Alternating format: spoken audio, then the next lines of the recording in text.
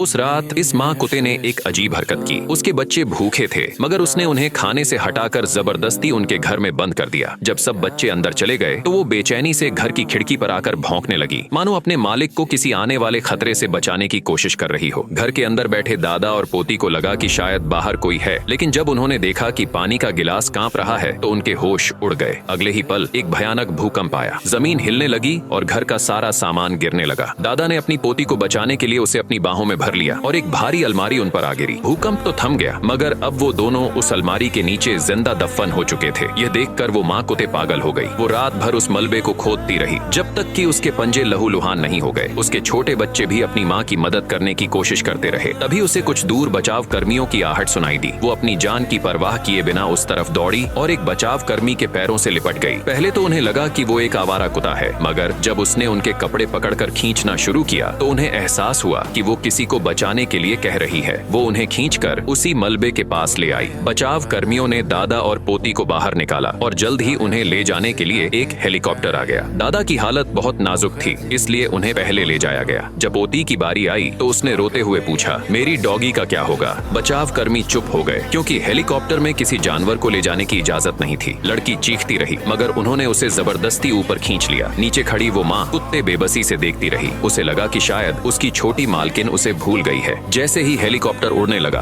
वो उसके पीछे भागने लगी, इस उम्मीद में कि शायद वो रुक जाएंगे, मगर हेलीकॉप्टर आसमान में गायब हो गया। वो अपने बच्चों के साथ उसी टूटे हुए घर में लौट आई, अपनी मालकिन का इंतजार करते हुए। मगर अब एक और दुश्मन उनके सामने था, भूख। अपने भूखे बच्चों के लिए वो कूड़े में खाना ढूंढने लगी। तभी कुछ कौवों ने उसके बच्चों पर हमला कर दिया। वो अकेली उन सबसे भिड़ गई और जख्मी होने के बावजूद उसने अपने बच्चों को बचा लिया। रात को जोरदार बारिश होने लगी और उस ठंडी अंधेरी रात में वो अपने बच्चों से लिपट कर बैठी रही, उसी टूटे हुए घर में, इस उम्मीद में कि जिस मालकिन को उसने बचाया था वो एक दिन उसे लेने जरूर वापस आएगी।